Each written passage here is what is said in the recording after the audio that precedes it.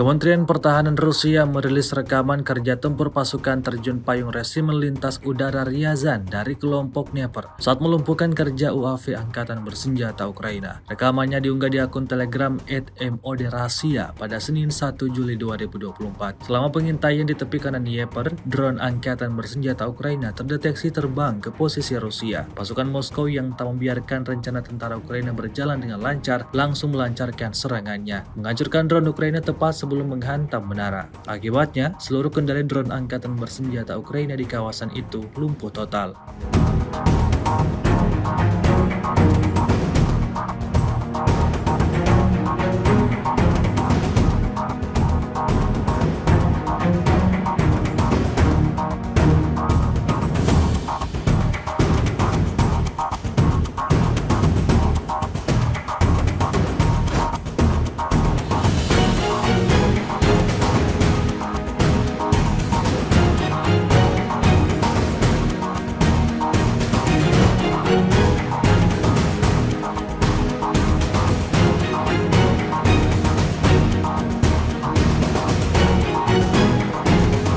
Download Tribun X sekarang, menghadirkan lokal menjadi Indonesia.